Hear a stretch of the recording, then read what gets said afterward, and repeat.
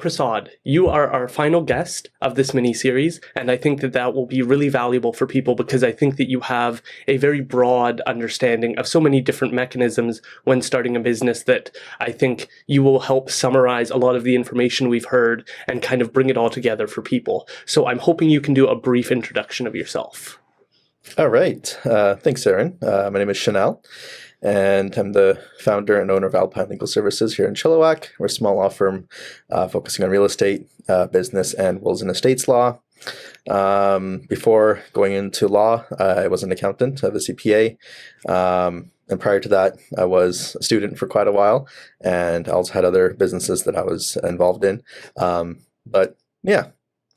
Well, that's fantastic. Let's get started with how entrepreneurship kind of entered your life. Could you tell us about if your parents had any involvement in that and how that moved you in the direction of being willing to take these sort of risks, start your own business, and do it yourself? Yeah, so definitely started through my parents.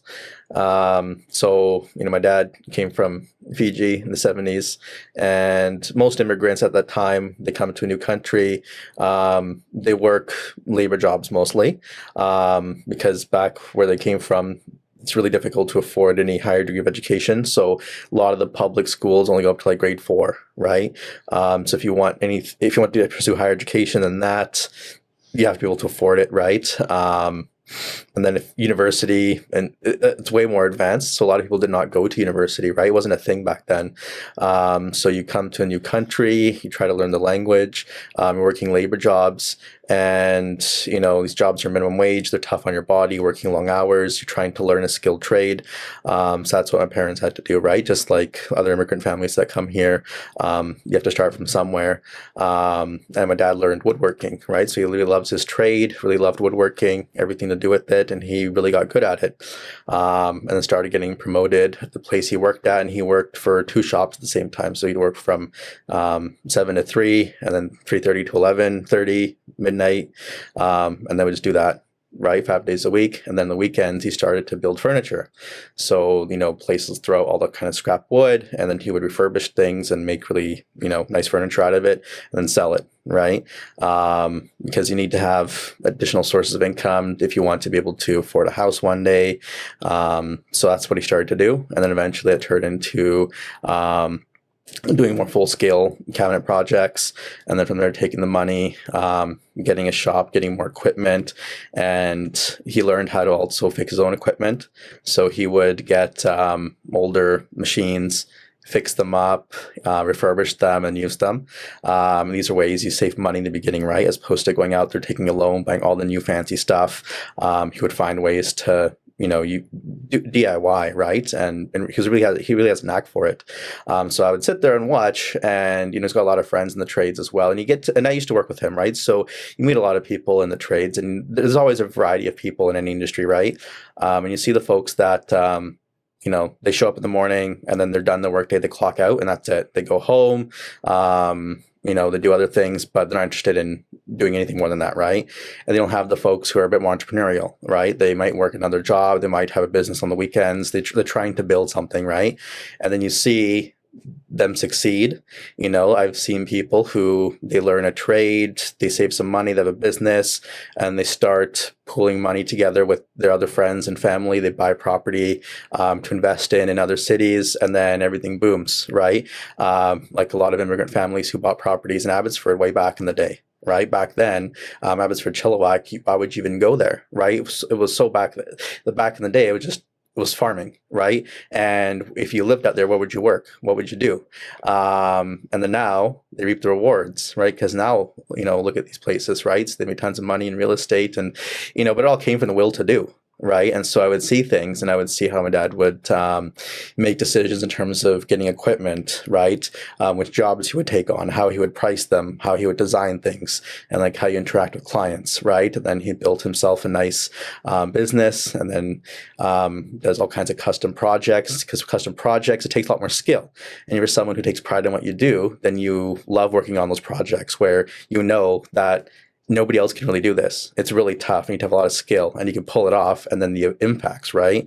So you have customers that they want the whole kitchen. They might have a nice, big, luxurious house. They want the whole kitchen redone. We had clients with massive bars, like 20-foot counters. Like it takes up it's almost like a movie theater, right? It's all custom projects, and then he loves that. And then the client hosts like a dinner party, Christmas party. The guests come and say, "Oh wow, who did all your work?" Right? So he loves doing the custom stuff, and so nowadays, that's what he would do, is take on those kinds of projects. But it was cool to see how that evolved over the years, right?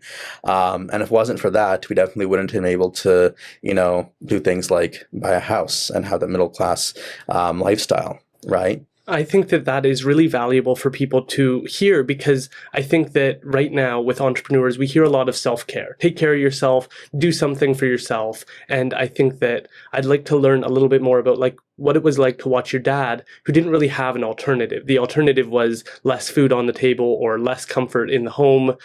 He was really trying to provide. It doesn't sound like he was living a lavish lifestyle when he was putting in all those hours. So I'm interested to know how that impacted you, watching someone make such sacrifices and not have the self-care kind of ability. Well, it was definitely very hard to witness, right? Because you're watching someone who's working all the time, right? And then if they have any injuries, because these are all physical jobs, right? And so it's not easy on the body. You need time to rest and recover, but he didn't really have that. And so there was one time, probably the worst moment was when he fell asleep on a saw. Like he was just exhausted, and was working the late shift, and then just fell asleep, and he lost his finger, right? But WCB will pay you, right, compensation, but it's never really enough. Like it wasn't really anything. I think he actually ended up losing if you consider the time he had to take off to recover. But he didn't have much time then to recover. He had to go back to work, right? And so we just wrapped up his finger and had to go back to work, right? And he had no choice. Like, what else are you going to do? Right. So it was really hard to kind of see someone go through that. And as a kid, you don't really understand it too much because you're not an adult. You don't understand what it takes to do that. And I was an adult to look at that and like, wow, you have to really pull through. Right. And but I think for him, it came down to, you have kids, you have a family, they rely on you, and their future depends on you. Right. And, our futures will be a lot easier if as a parent, you're willing to do more. Right. So that was his mentality. And so that's why he did what he could and sacrificed all those years to do that. Right. Which, that's admirable because it's extremely difficult to do. Right. And then I see some of my peers from that time who, their parents in the same boat, but, to them, they valued other things. Right. So they would finish work at 5 and then go home and drink beer with their friends, watch hockey games, and their kids would play with us in the backyard. And they're still doing that. Right. Whereas for my dad, he was never, like, at a certain point, he just stopped hanging out with some of his friends and just started working more and making more money and really wanted to do something more in terms of being able to provide, right? And so that was his motivation. And it's one of those things where if you want to be an entrepreneur and you want to be successful, you need to have that motivation. You need to have something, right? Because if you don't have something that drives you in that way, it's very hard because it's long hours. Like if you're not doing the work, you're trying to find work, you're trying to build your business, do your marketing. Like there's always something to do. So you're working around the clock. So it's a lot of work, it's a lot of long hours, and at the end of the day, it's on you. If it's your business, no one else will care about as much as you would, right? So if you want to slack, well, that's going to impact your business, right? If you don't want to do the work anymore, it impacts your business. So the buck stops with you. That's it. Right. So if you're not willing to put the work in, then your business can't really succeed. But through that, you need to have motivation. Right. That's a really hard part. Right. It's not to say that entrepreneurs are always 100% motivated. You're going to have times where you don't feel that anymore. Right. You're in times you're burnt out. You're going to have times where you're really struggling, right? And I know a lot of entrepreneurs struggle with things like mental health. Maybe they feel isolated, they feel alone. But you have to find a way forward. Right.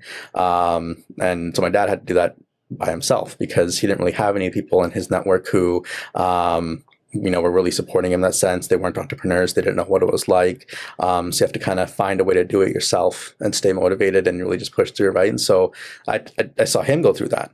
Right. And, I learned a lot from watching him in terms of how you build a business and keep it going. And, it was definitely played a huge role in how I would do things in my own life.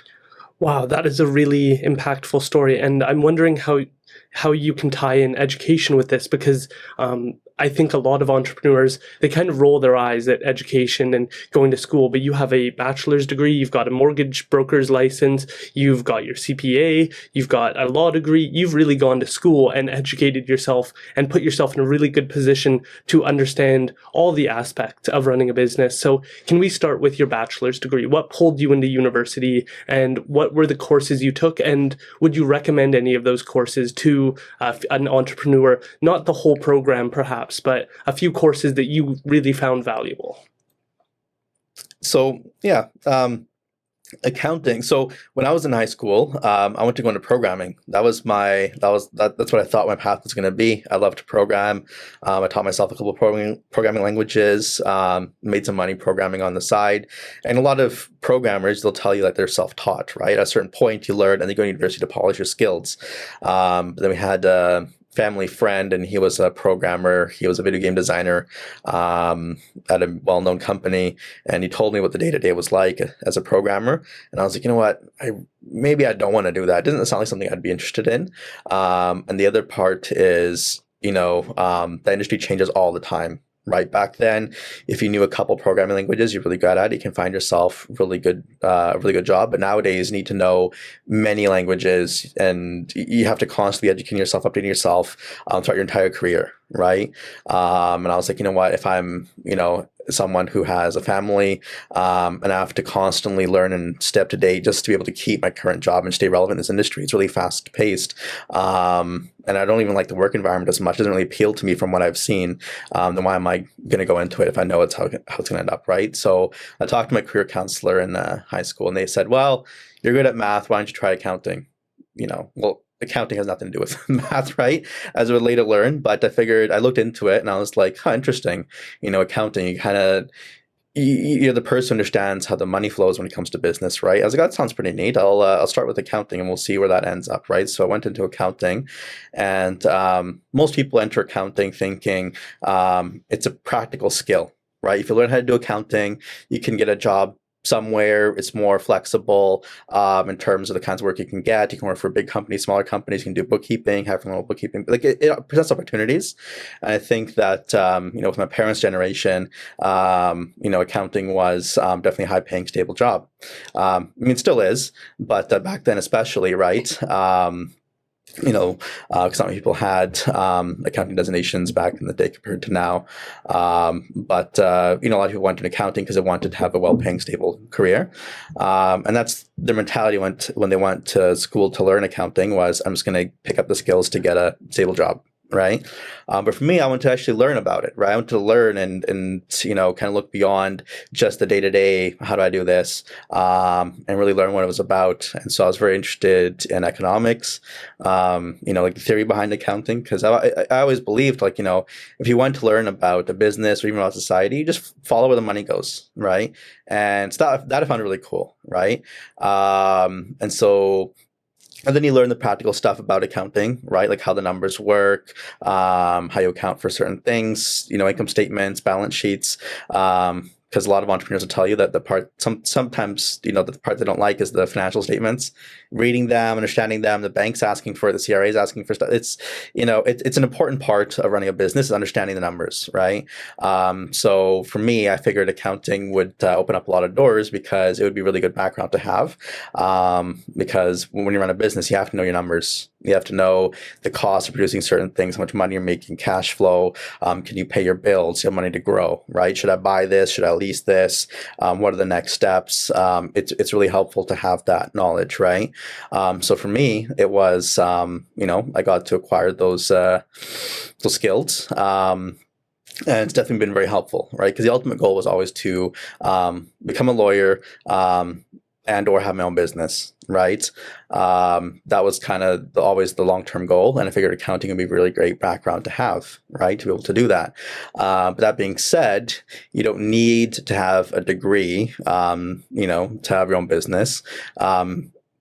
if you're willing to work hard and pick up the skills. I mean, a lot of entrepreneurs don't even have a degree, right? But having one is not necessarily, going to negatively impact you, but it provides you with a different insight, definitely make things easier in some way, and it's a good fallback option. Right. So let's say, I know some people that they run their own business for a while, and sometimes they hit a point where they just don't feel it anymore. They want to go back in industry, right? And now they've got the experience running a business, they're more entrepreneurial. Maybe they want something more stable where they can spend more time with their family because things change, right? And now they have an option where they can go and take on a job somewhere, right? So it doesn't really hurt you in any way, but it was definitely very helpful because you need a degree to get to law school, and I knew I always wanted to get involved in business, so that's the path that I took. Could you tell us a little bit more about accounting and what you see when you see a business, or what information or what terms somebody should look up if they're running a business and they know nothing about accounting? What are some basics that they should be looking for to have an understanding of, like, cash flow projections? What do these terms mean? Yeah, no, and that's really important. That's a really good question, right? Because not everybody, if they're going to start a business now, they don't have to spend a year or two in university trying to learn this stuff, right? And there's lots of resources online, especially for entrepreneurs, just giving you a crash course in accounting, right? That are very helpful programs. So you want to understand, for example, what goes into an income statement, right? So your revenues and expenses, the basics of how that works, right? Because most people think of that when they think of income statements, revenues, expenses, profitability, they think of in accounting what we call cash basis accounting, right? So, if I spend money today, it's going to be an expense and it's going to come out of my expenses of the year. It's going to be shown in the income statement. There's also accrual-based accounting, right? Where there's certain revenues and expenses where you might have received the cash, but instead of recognizing it all in 1 year, it actually makes more sense to smooth it out over a certain amount of years. So for example, if you pay me for a contract to do work for you over 2 years and you pay me up front, well, it makes more sense to spread that revenue over the 2 years as opposed to recognizing it all at once, right? So accrual-based accounting is a bit different, and people have difficulty wrapping their head around that, right? Or for example, if you pay for insurance, let's say you pay for insurance, it's June, end of June, and you're paying for 1 year's worth of insurance. Well, it doesn't make sense necessarily under the accrual basis to recognize all of that expense in the first year because you're really paying for half of it. You're using half that insurance in the first year, the other half in the second year. So accrual basis, you kind of, match it to, time period, right? So that's the kind of stuff where it helps to, look into it, understand the terminology, understand a balance sheet, which lists your assets and liabilities. So then you can calculate your ratios, because when you go to get loans from the bank, they're going to ask for ratios like debt service, right? The current ratio, they want to see that your business is liquid, that you have enough money to cover your debts, and to cover debt payments, that you're not too reliant on debt either. They'll have certain ratios, right? So if you have a business, you want to get financing, you want to expand, it really helps to understand what goes into a financial statement, and what different ratios mean, how you calculate them. So when your banker asks you about certain things, you can actually talk to your accountant, come up with an answer, and understand what's involved, and then run your business accordingly, right? Maybe the bank will say, well, you have too much debt, you can't really cover your debt service. We're going to want to see these following changes, right? Then it's not real foreign to you. You'll understand what to do because you need that money to expand and grow your business, right? So that's the stuff that's very important, because there's a lot of people out there I see who don't even know how to read a financial statement. But that's crucial to their business, right? But at the same time, understand you're too busy running the business to also learn this stuff. You rely on professionals to advise you. But I think as the owner, it helps if you want to be a bit more involved in that front, to really know the nuts and bolts of your business, because that's how you can identify rooms for improvement, right? If you know your financials, why am I spending so much money on this? How much money does my competition spend on these expenses compared to the industry, right? They know where you stand. If you have a good banker, business advisor who also knows your industry, they can give you some tips. Have you tried doing this to improve your operations, to become more efficient? Well, then now you can have that conversation. Now you can find ways to improve your business, right? So that's why I think it's important to know that, right? To figure that out. Camden had talked to us about sole proprietorships, business incorporations. Can you tell us some of the accounting benefits of incorporating your business? What are some of the benefits from your perspective, being a business lawyer and being able to help businesses? What are some of the benefits to you of incorporating through taxes and otherwise?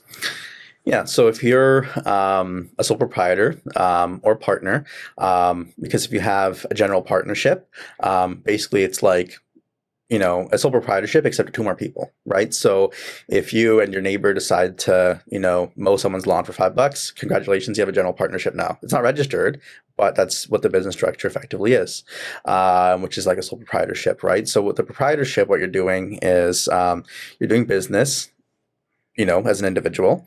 You can doing business under a certain name, but like I could mow someone's lawn and be Shanal's Lawn Care, right? Sole proprietorship, not registered. I can still start it up, right?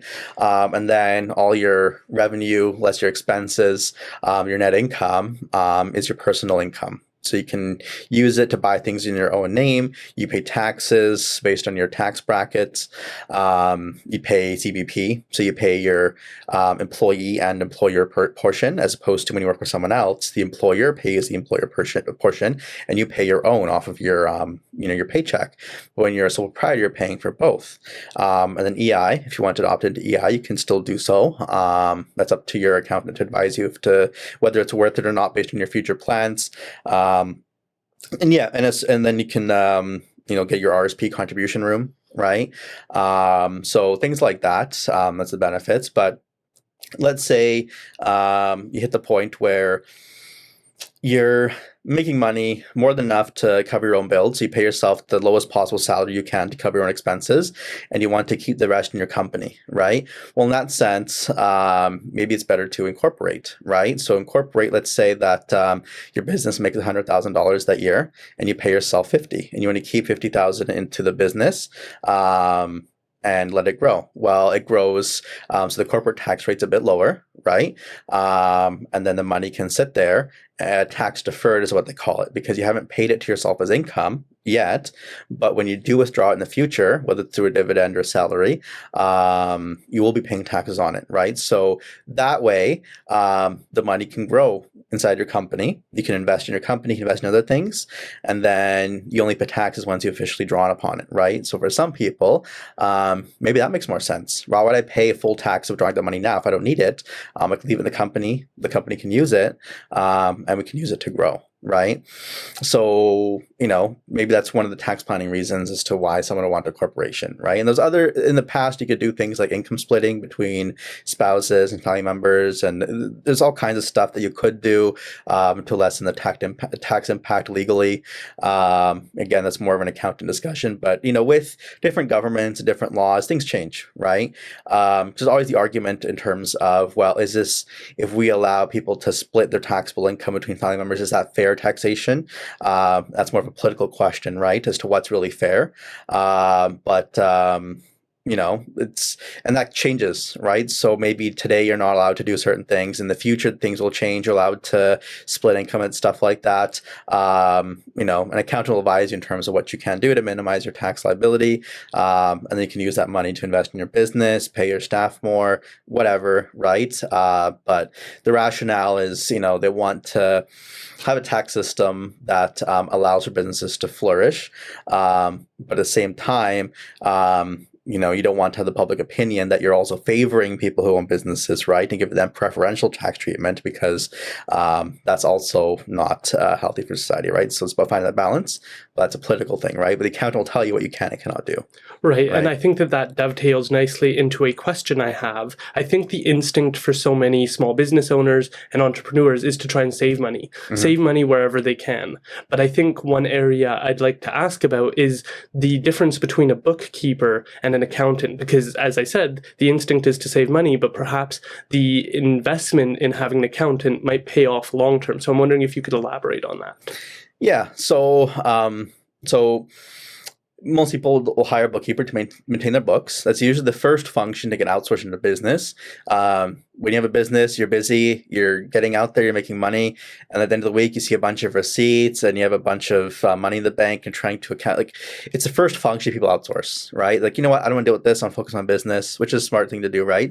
You want to focus on your business, do what you're best at, and so they want to find someone to take over the books, right? And so they want to reach out to a bookkeeper, right? And a bookkeeper, just like any profession, you have people who are very good at it. They really stand out. You have people who, maybe aren't so good at it. They can get the job done, whatever. But they'll maintain your books, right? Keep everything in compliance. But the thing is that, your bookkeeper may not be a designated professional accountant, right? Because professional accountants can do things like provide opinions on financial statements, right? They can do audits. They can advise you with things like internal controls, right? So internal controls prevent fraud in your company. Like, for example, checks, right? Let's say I have a business where I issue a lot of checks, and I just keep the checks in a shelf in my office. Anybody can access it. I can have my staff sign off on it. Well, what's stopping them from just signing checks, making them payable to themselves and cashing it at the bank, right? There's no control over it. There's no even IT functions, right? What are the functions there what are the fail safes to protect yourselves, right? So these are things that a CPA, especially one as an auditor, can advise you on. They can do control testing. They can advise you in terms of how to keep these functions secure, have the appropriate controls. So they can take things to that step and give you that advice, right? And they can prepare your personal taxes, do your company's taxes. They can help you with tax compliance. If the CRA is auditing you or have some questions on your financials, they can answer them, right? So, for me, myself, I have a CPA, right, who helps me with that kind of thing. Even though I am a CPA myself, you're a fool if you're your own client, right? So, I don't want to deal with my own books. I have an accountant who deals with it for me, but I know the accounting, right? So I can answer questions, I can get stuff done. I don't need much hand holding, but I like having an accountant I can call upon to answer some of these hard questions because I want to grow my business and I want to have the professional advice. So I find that by hiring someone who's a CPA, I can, have the best of all worlds. I'm sure the cost may be a bit more than having someone who's a bookkeeper and they provide that limited scope of service. But for me, it's an investment that's well worth it, right? Because CPAs are also a good source of referrals. They're people you can do business with. They're people you can also just chat with about running your practice, right? Because I'll provide a professional service. The designated professionals as well. So you share a lot of commonalities in terms of how you run your business. So for me, that's why I reached out to Corbin, right? Corbin Bailey CPA. I've known him for a little while now. I said, hey, you want to take on law firm books? He said, sure. And yeah, it's been great ever since. But I like working with usually solo or smaller CPA firms because I also have a smaller law firm. I can deal with them directly, and it's more cost effective, right? Because I'm also a small business. But yeah, I always, you want to find the right fit for your business, right? And if it's, like I have some friends who are lawyers and they have a bookkeeper and they just do the books. They don't advise them anything above that. And that's what they want. But for me, I want to take my business to the next level. I want to be able to get that advice, all around. Right. So that's what they can provide me because they are a designated professional. Right. And I think another aspect is a lot of people, when they imagine doing their taxes, is a giant package of paper that they need to drop off at their bookkeeper or CPA. And I'm wondering how technology kind of helps with that. How does it reduce the amount of paper and streamline the communication? Is that an option that people can consider? Yeah, there's a lot of options nowadays for reducing the paperwork, right? So, for example, for myself, I can scan in receipts through the apps, the QuickBook app. I can scan receipts that way. I don't need to, surprise my accountant with a bunch of receipts at year end. That's how things used to be done. You would go to your accountant's office at year end with a bunch of receipts, and then they would have to slog through it and categorize everything. But nowadays you can just scan it all up, and then the software will pick out numbers from your receipts, put them into certain categories. So, for example, if I go to the gas station and I fill up gas, right, and I scan it, then the program can pick out things like how much you spent, the taxes, GST, PST, and it will know, okay, well, you went to this place, obviously the gas station, and so it's going to automatically record it as fuel expense, right? So, all of that is automated pretty much, right? And the accountant would go in, just review it, and then, just accept it, right? So it really streamlines a lot of that, which is great because then your accounting costs are reduced because you have a more efficient way of handling, the inputs, and it's just easier, right? And then your accountant, because nowadays, with a more modern practice, a lot of accountants are trying to shift to a more cloud-based system. So, they'll see things in real time. It's all updated, and the programs you use nowadays are so intelligent. So they can figure out accounting entries, they'll put in the best guess, and it's bang on a lot of the time. So that way your accountant can really sift through the bookkeeping pretty easily, especially over time as you get in your business. They can automate a lot of those inputs, and then spend their time looking at reconciliations, looking through your expenses, revenues, and giving you advice, right? Preparing statements. So you get a lot more bang for your buck when you have a more efficient setup like that, right? And when you do a lot of real estate law, like I do, a lot of the work that we do revolves around lots of money going in, money going out, a lot of disbursements. It really helps to have a streamlined, efficient system, right? Because if you're doing things in a very old school way, it becomes very tedious. And that's when you make more mistakes as well, right? Because you have all kinds of paperwork and trying to get it all compiled. It's more prone to human error. Whereas if you have the computer technology in place, it removes that potential for human error, which is great because you don't want to be, audited. Now you're digging up receipts from years ago to find out where this $18 went, right? So, yeah. That is fantastic to kind of develop a further understanding of the benefits of accounting. And you talked about real estate. Why did you go get your mortgage license, your broker's license? Yeah. What were some of the benefits that you saw of doing that? So back in that time, when I got my accounting degree and started working in industry, I wanted to get a designation because I wanted to, further, my development as a professional. And so my options were either to get my MBA or to get my CPA, or potentially both. But I figured an MBA is great and all, but it didn't line up with where I wanted to be. If I was working for a larger company and they wanted to promote me to like VP or something, or and they pay for your MBA, that's the most common route, I think, is people who are already in the industry, and they want to take things above. Their employer might encourage them to do their MBA, right? But for me, that wasn't my plan, right? So, so what I figured was a CPA actually made a lot more sense. It's professional designation, which means they have a regulatory body that you're expected to be in compliance with, which in my opinion holds that weight. It's more cost effective. You can work while doing it. And I was also actually tutoring for the program as well. So I had familiarity with it. So for me, it made sense to pursue accounting designation. And then at the same time, I was thinking about, well, where do I want to go with this, right? I don't want to become a lawyer. I don't want to do business law, but I also liked real estate because I did some consulting projects on the side. And so I would get a lot of work that was a lot of real estate valuations and things like that, right? Mostly used by companies to do their own decision making. So I wasn't doing it publicly because you need to be licensed for that. But I had people I knew who that ran their own private businesses. They wanted to acquire businesses. They wanted to acquire property, and they wanted an opinion in terms of how much we really pay for this, right? And so I took on projects where I would crunch numbers, do the math, and provide all kinds of analysis in terms of what I think a fair valuation is, right? And so that led to my interest in real estate. One of my mentors, Sam, he is a mortgage broker. And so I met him in university, and he does a lot of, and he was, most of his career is pretty much in real estate, right? And he's an awesome guy. He really gave me a lot of good advice and guidance over the years. I'm really appreciative of that, to still stay in touch with him as well. And he's in commercial real estate. And one of the options is also just to work with him, right? Learn how the commercial real estate industry works, and get that view, because I found it really interesting and fascinating, right? And so I said, you know what? Why not get my license, right? That way, if I wanted to work with him in the mortgage business or work in the legal side on mortgages one day, I can have that perspective, that knowledge. And if not, then have a really good background in terms of knowing what you need to practice as a mortgage broker realtor in BC, right?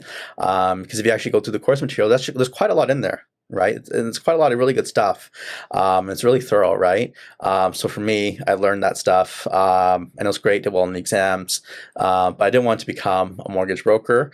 I wasn't interested in the sales side of things yet. I knew I wanted to go to law school, but I knew I wanted to also do real estate. So for me, that gave me a good insight in terms of the industry, how it works, and then have that knowledge now when I talk to realtors, mortgage brokers, like how the licensing process works, what they're expected to know as well, what their role is in the transaction, what they can advise on, which is great because when I can understand what they do better, it makes it easier for me to do things like provide referrals, right? To know their role in the process, right? Because if I know what they do, what their role is, then I can give them a chance to also show that to their clients, right? Because they'll always take the chance to show their customer service to their clients because they're in the sales industry, right? So if I have a client and ask me, maybe they have a file with me for a real estate transaction, and then something comes up, and but I know this is something that the broker can definitely handle. That's not usually something a lawyer does. Well, it's also a chance for the broker to then show off their knowledge, expertise, and their level to customer service, right? So I might call the broker and say, hey, look, this came up on a file. I was thinking that I could do this, this, and this, but I want to know if it's something you want to do or not, right? And usually like, oh, sure, yeah, I'll jump on it right away, right? And they tell the client, hey, look, this came up, we dealt with it right away. They look great, right? And I know it's something they can do, and that's something they can showcase, right? Because that's how referral relationships work, right? You want to look out for each other. So that knowledge is really helpful, right? I learned a lot about the mortgage industry, real estate, and it was really good to have that background. And even then, when you're a lawyer, you also do a lot of private deals. You have private mortgages, private real estate transactions, but you also have to know how far you can go, right? Before you have to do things like get a license or advise your client, hey, look, you're lending money to other people. You need to have a licensed mortgage broker involved at this point, right? Or if you're, helping someone with a private real estate transaction, well, these are the limits of what I can do, right? As a lawyer, at which point you need to have an actual realtor come in because there's certain real estate marketing limits, right? So that's why I think it's invaluable if you're in real estate to at least take those programs and know how the industry works, right? I really appreciate that because growing up, I obviously had no idea about the concepts of investing, starting a business, entrepreneurship, any of these as options. It just wasn't even on my radar. And so it really feels like being able to work with you at Alpine Legal Services, I've had the opportunity to look behind the curtain and have an understanding of how other people look at money, investing, growth, having a business corporation, having money stay within it so that you can invest it and grow it. Like all of those things, I think for so many people, it's not even on their radar. And so I'm interested to know your thoughts on real estate because we keep hearing it's like so big, it's really busy, real estate is exploding right now. But what does that mean? Because to me, it's an indication that people are investing their money. But I would have never looked at it that way prior to working with you and kind of seeing how people make financial decisions in regards to mortgages. And I'm hoping that you can elaborate on that. And what do you see? What does it mean that we have this kind of big real estate market right now? How does that impact people's personal finances and perhaps their business finances? Yeah, and this is the question that people ask quite a bit, right? They want to know what the future holds, and people have different opinions, right? In terms of, there's always someone who will, go extreme one way or the other, right? Everyone's got different opinions. And this is why I like studying economics, because then you can understand how things like inflation and monetary policy work, and form like a bit of an informed opinion, which is great. So, a lot of people I talk to, because nobody expected the real estate market to kind of boom during COVID because it was there's a lot of uncertainty. Are people going to lose their jobs? Are we going to see more foreclosures? What's going to happen, right? And so lots of uncertainty there where real estate kind of slowed down because nobody really knew what was going to happen, right? But then when we had more government funding coming in, we had the interest rates cut a bit, that provided people with some liquidity to tide things over if they needed it, have a cheap access to capital, because if people can borrow money cheaply, they're more likely to use that money, which can stimulate the economy, which can keep things going. So that something like a pandemic doesn't slow things down and cause, too many jobs to be lost and impact the economy negatively that way. So, excuse me. So that's what we saw. Interest rates went down. More people are trying to then use that to refinance. So if you have a lot of debt, well, now you can pull the equity out of your home at a lower rate, consolidate that debt, package it up. But then that also becomes a time where property relatively becomes cheaper, right? Because if I've got a home that I own right now and I've got a mortgage on it and I'm paying a higher interest rate, well, if now mortgage rates are lower, well, then I can take on a higher payment, which means I can afford more house. So I'm going to go out there and buy while I can. And if I can work from home with my job, well, might as well, why am I living here in this city? It's more expensive. I can move out to other cities that may be a bit out there, but now I can still keep my job. And, so a lot of the people are making these decisions. And then acting on it, right? So then you see, places like Chilliwack where a lot of people move out here, and you have people who move out here and they might work in Vancouver and they just work online. Or maybe they pop in the office once a week and they get more bang for their buck moving further out as opposed to being in places like in Vancouver or Surrey, right? And so that's how property prices, and there's also speculation, there's investment, there's all kinds of reasons, right?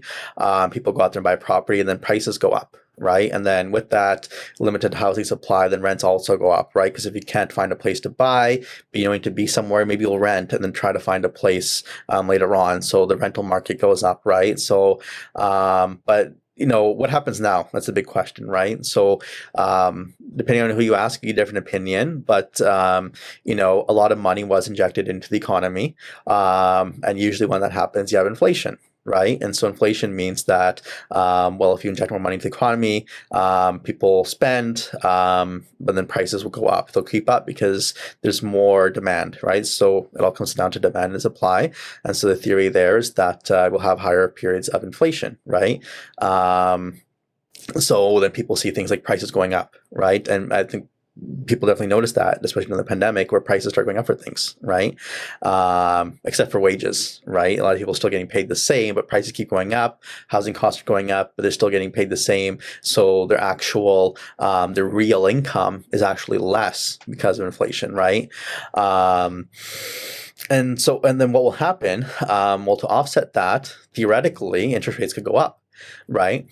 And if interest rates go up, well, then I got a problem, because if you have debt that's tied to the prime rate, well, can you still afford that debt, right? So if you maxed out your mortgage with the variable rate to be able to afford a property, and let's say that rates go up, well, then now you maybe are not able to make those same payments. So then what happens? What happens in 5 years when your mortgage comes up for renewal and interest rates are really high, and now you're kind of, well, I don't want to make those payments anymore, I want to downsize.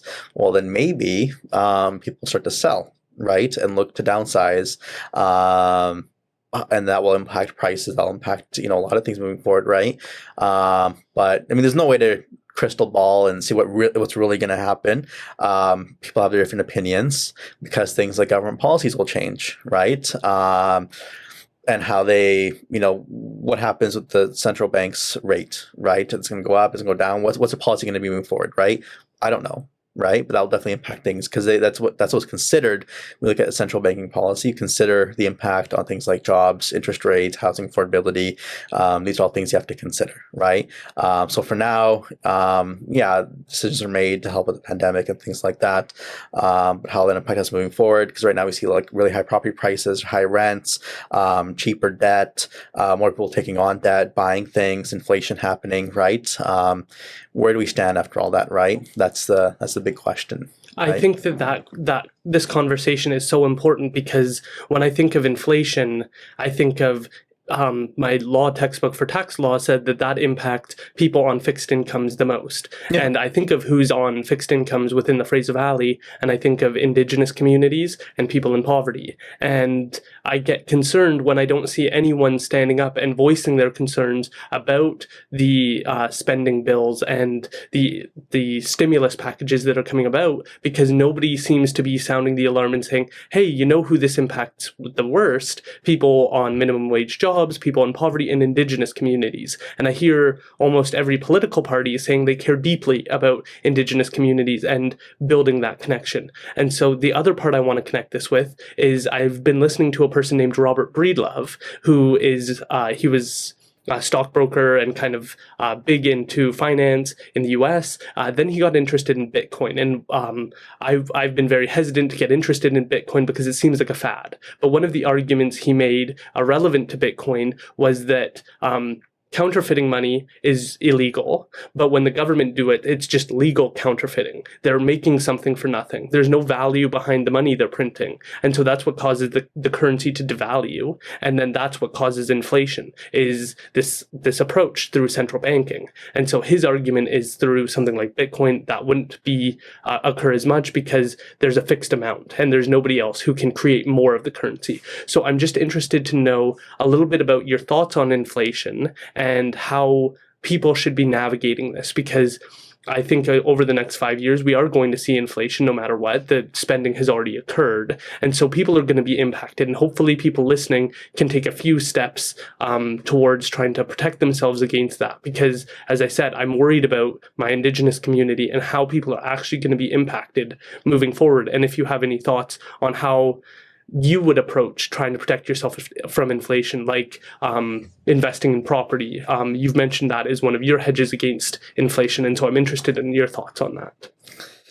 Yeah, I mean, in periods of inflation, what they call your real return decreases. So for example, if I have an investment and it gives me 5% return, and inflation is 3%, I'm really only earning 2%. Right. So in periods of inflation, your real return goes down. But at the same time, if you have cheaper debt, usually debt holders are the ones that benefit during periods of inflation because the real cost of that debt goes down, right? So for example, Zimbabwe, they have like $1 trillion, I'm not sure how far they are in hyperinflation, but like $1 trillion bill there that goes nowhere, right? Because they've experienced so much inflation that you take like,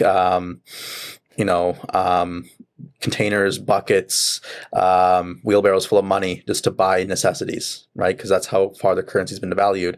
Now imagine if at a certain point, I was in Zimbabwe, like $1 trillion, and it was worth a lot at a certain point, right? And I used that to buy everything. And then I took out a loan to do that. And then hyperinflation comes about. Well, my debt is $1 trillion. And now $1 trillion is not worth anything. So I can easily pay it back because it's not worth anything, right?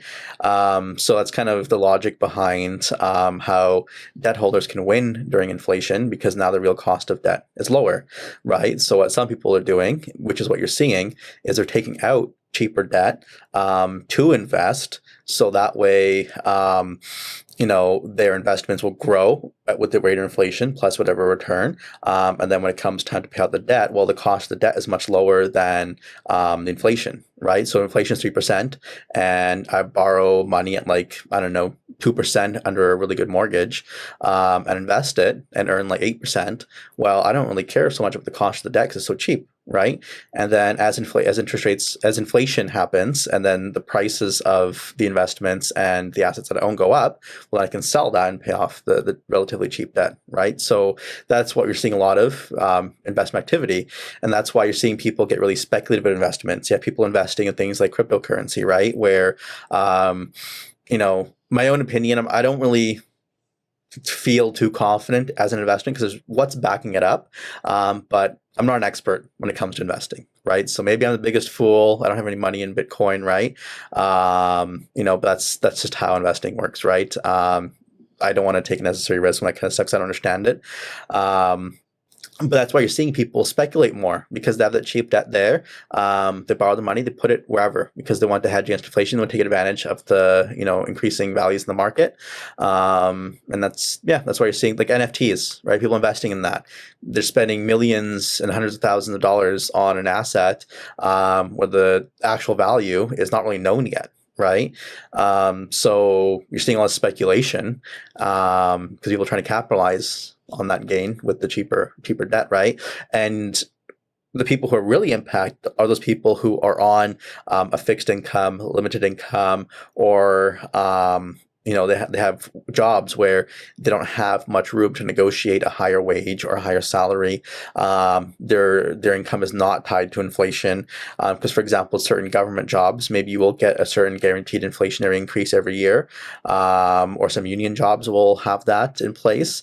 But if you're someone working a retail job or you have a fixed income, or any kind of work like that, you're not going to get an inflationary increase. So costs are going up, but your real income's going down, because a couple $1,000s today, or a couple $1,000s like a few months ago, is not worth the same today. You can buy less with it, right?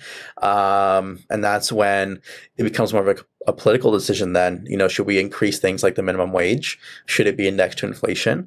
Should employers be doing more to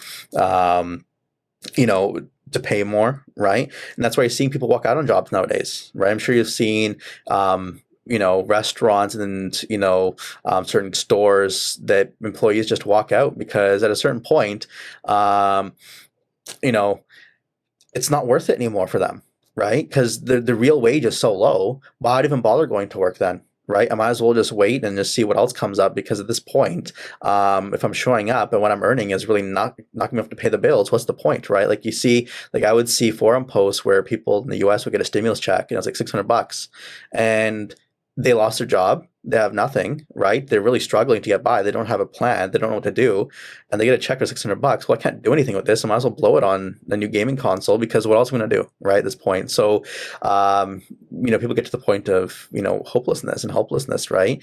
But what can be done about that? It's a political decision, right?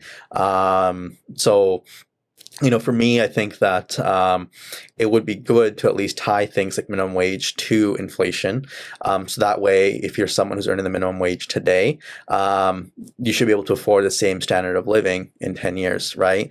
And it's not like, the minimum wage has gone up. Now people are going to go out there and live a life of luxury. I mean, minimum wage is tough enough as is, right? So tying that to inflation, I don't really see the downside of that, because it hasn't gone up in a long time. Right. And now I know it's going up a bit, et cetera, and what the value is compared to inflation. I'm not sure like where it should be, et cetera.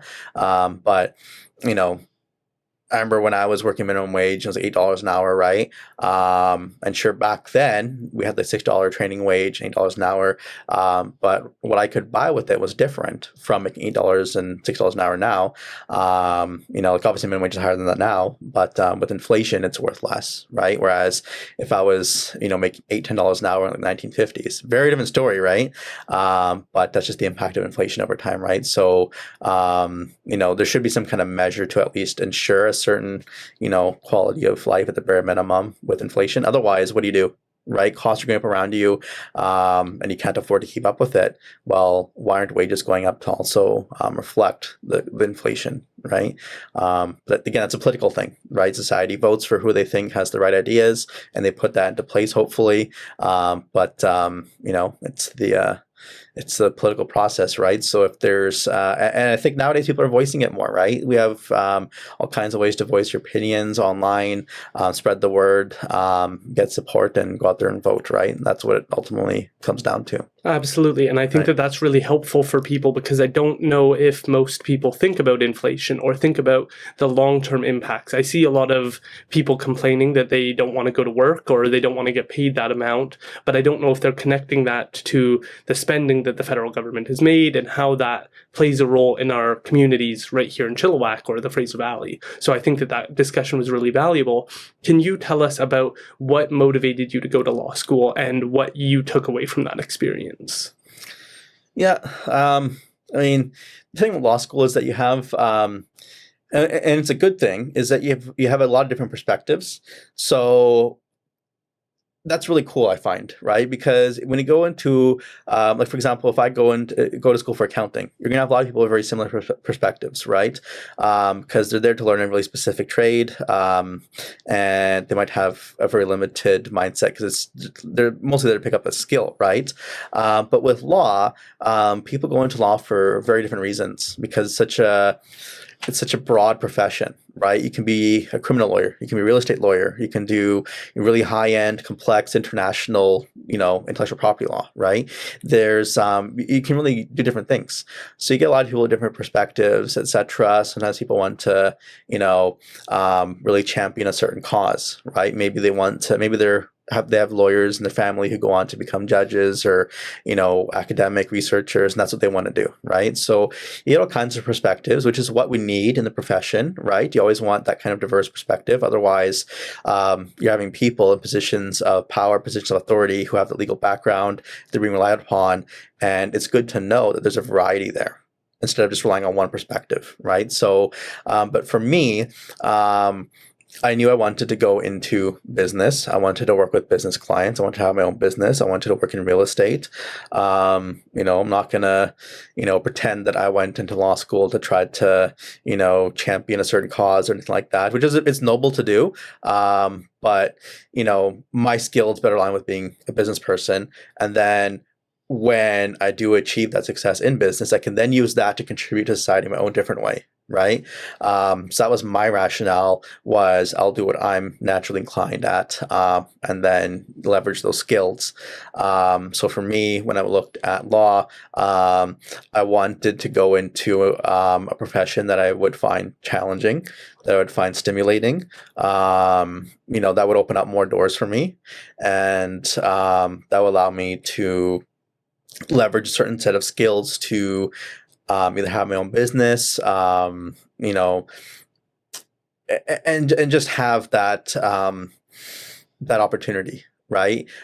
So law school checked off all the boxes, right? Talking to lawyers, seeing what they do day to day, I found it more interesting, right? And it's you can do a lot with your law degree. It opens up a lot of doors for sure. And you get trained to think about things in a very different way, right? Because you have the legal way of looking at it. And you have people, the general public, who may not have that legal training, and you see it all the time, right? You can't do this, is against my charter rights, and they don't understand how that stuff really works. But it impacts us day to day. We're all governed by laws, right? It impacts how it's what really holds society together, right? Otherwise, if there were no laws in place, what happens? Right? Or what happens if people lose faith in the law, they lose trust in the law, they lose trust in the legal system? Society looks very different, right? So let's say we lived in a society where, there's no real stability in place, and the laws are more of a suggestion. There's no way to really enforce it, right? Let's say you can slip you get pulled over or something, you can just slip your police officer $20 and let you off the hook, and there's no real justice, there's no real enforcement. What would society look like at that point, right? And laws become something where no one really respects the law, no one really obeys the law. Well, society is going to go downhill real quick, right? Because there's no certainty, right? Whereas if you look at, how we live today, sure, it's not perfect, but without thinking about it, we're participating in the system, this legal system, and we're abiding by certain rules. It's unspoken. It's you don't even think about it, but you comply with it every day. When you wake up in the morning and you hop into your car and you drive within the lanes, you stop at the stoplight, you stay within the speed limit, stuff like that. You're obeying all those laws, right? And maybe you don't want to wake up that morning and think about just attacking random people, because it's not the right thing to do. It's illegal, right? Some people might do it anyways, but we comply with certain laws just by living in the society, right? And it really holds things together. And so, as much as people make lawyer jokes, imagine a place where there is no rule of law. Right? Would you want to live in a society like that? We have so many advantages in the society where we do have that stability, the political stability, that social stability because of laws, right? So to understand that and to be part of that, that's really cool, right? And I really like that. And it's not it's not easy. It's not simple. And that's why lawyers have jobs, right? Because people want to make sure what they're doing is in accordance with the law, right? So if someone, let's say, is going through a separation or divorce, well, there's a whole bunch of rules in place to ensure things like fairness, transparency, consistency. And it's an extremely difficult system to navigate. It's really intimidating. And that's why you have lawyers who deal with that specifically, right? So otherwise, a person trying to go through that themselves, it's really difficult. They try to make it more accessible, but you don't want to also sacrifice things like fairness and, justice and, for the sake of accessibility either, right? Because you want to make sure there's a fair, just outcome for people, right? So there's procedures, there's rules in place, and to be a lawyer, to understand that, to be able to offer that to people, that's pretty neat, right? It's a really privileged position in society. It's one of those things where when you do become a lawyer, you have to understand and respect the profession, your role in society. You can't just abuse that privilege, but it's really nice to have that and to be able to offer that, right? Because I have clients who, they ask for advice. They want to know what their legal rights are. I can advise them, all right? And maybe their perspective will change. Oh, I didn't know that things were like this. Okay, well, I'm not going to do this. I'm going to do this now, right? They rely on your advice. And sure enough, like obviously they pay you for that advice, but the value they gain from getting professional legal advice, it's huge, right? And as a lawyer, the buck stops with you, right? You can't just say, oh man, I don't know what I'm doing here, right? You're the lawyer, right? It's your job. You figure things out. You get an answer. You advise your clients professionally, with integrity, and it goes a long way. And you see the impact of that, right? And that's what I think when I think of my decision to go to law school. I wanted to be a lawyer. I wanted to expand my career options. I wanted to be the person where I can spend my time figuring out solutions to problems to help people, right? That's what you're doing. No matter what area of law you're in, you're a problem solver. That's what you do all day, whether it's family, criminal, wills and estates, real estate, business. You're taking a legal problem and you're finding a solution to it for your client, right? And when you think about it that way, it's really, it changes perspective on it, right? Because people coming to you, they're making that step to actually come to you as a lawyer, right? For some people, it takes a lot to eventually get to the point where, okay, I need a lawyer, right? And they make that phone call, they email you or whatever it is, they get in touch with you, and hopefully something can actually help them with. But they're looking for that advice and that help, right? And they're basically taking, that problem that they're having and putting on your shoulders, right? With the trust that you'll get it done, right? And for some people, that's that responsibility can trigger that kind of anxiety, like, oh, this is a big deal, right?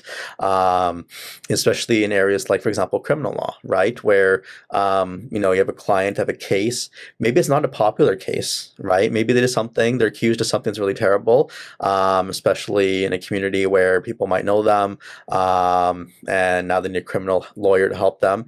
And the thing is that they have rights, they have their side of the story, right? And as when you study criminal law, accusations, sometimes when you actually look at the facts, well, you can't prove it beyond a reasonable doubt.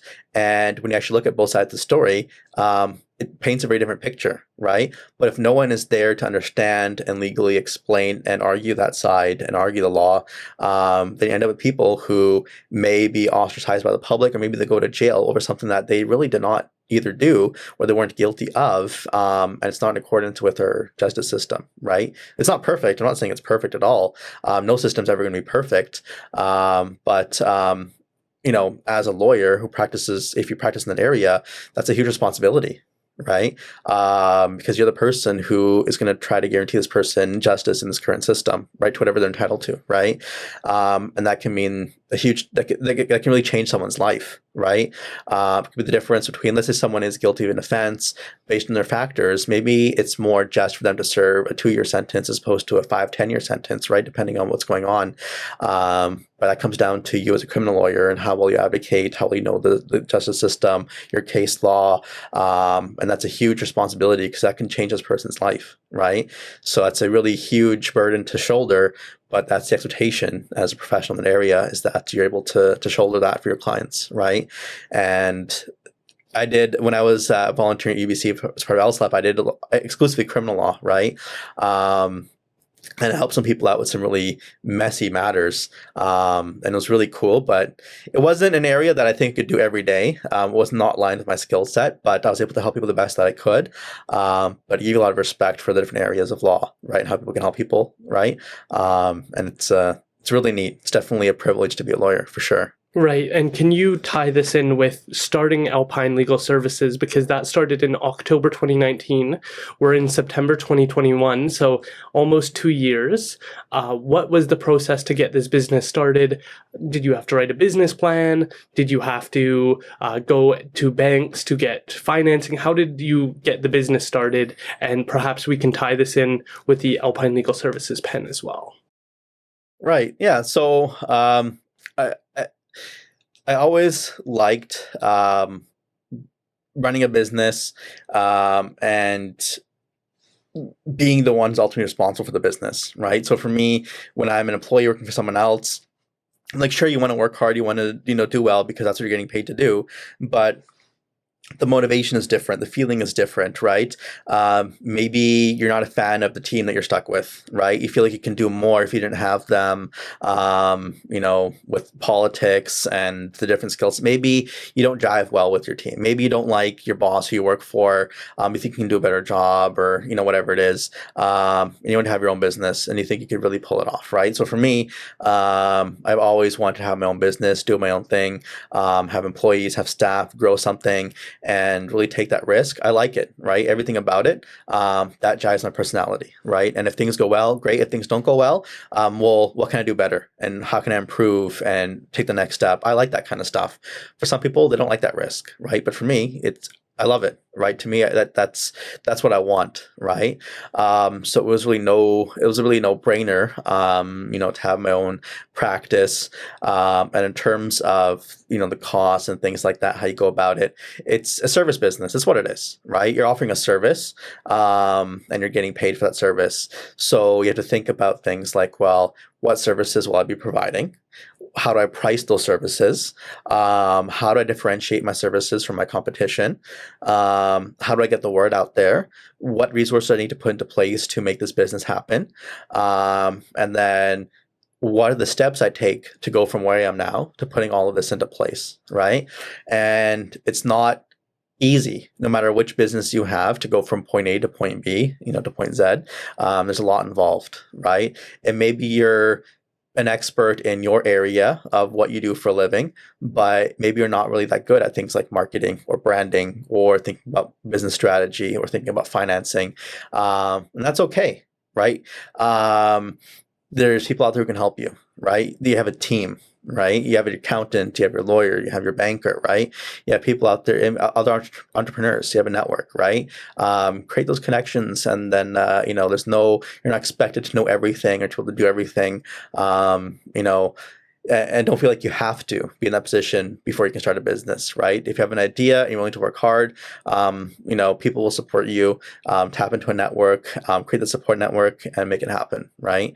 And for me, I like all aspects of business, right? So for me, it started off with thinking of a company name, thinking of, what kind of a brand image do I want to convey out there, right? Because that's important. I can take the easy way out and just do, Prasad Law Company, right? Or whatever, right? But I didn't want to just follow that generic path. It's like, last name and, I want to create something different, right? I want to do something different, right? I want to have an actual independent brand. I want it to resonate with people. I want to be unique. I don't want to just say, law corporation or law firm, whatever it is. And Alpine Legal Service, when I thought of that, I was like, you know what? I like this. Right, we provide legal services. Alpine, we tied that into like the the mountains. I think a lot of people who live in Chilliwack, they love the mountains, right? Which is I love the mountains too. Part of why I moved here.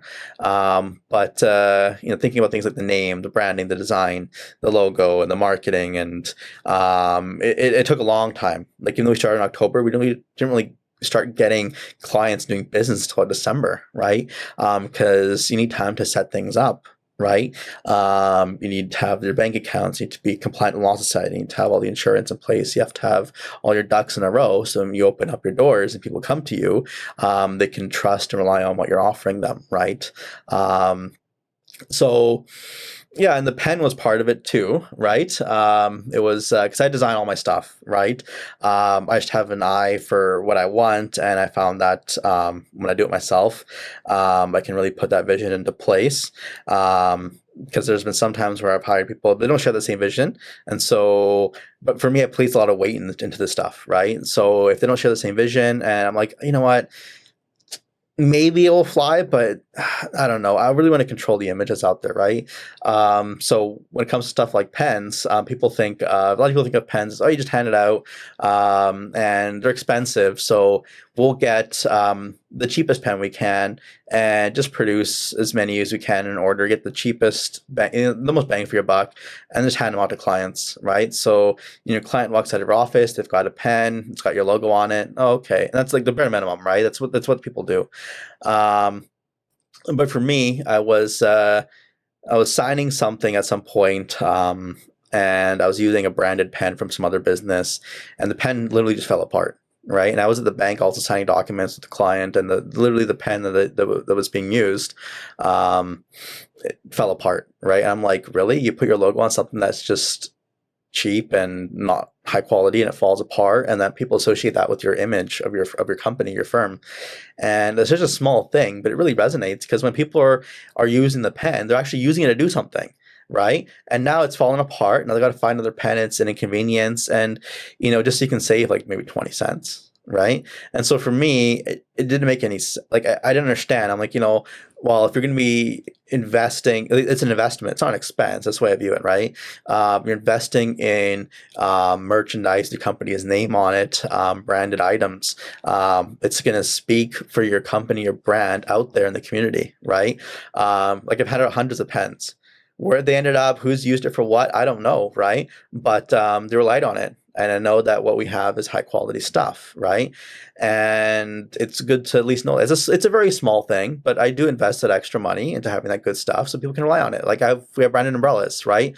It took me a long time to find the perfect umbrellas that are high quality, that have the right branding, the right color scheme, that look good and also serve a purpose. Because I've used umbrellas that are branded from other companies, and when I use an umbrella, it's because I need it. It's raining. I need this.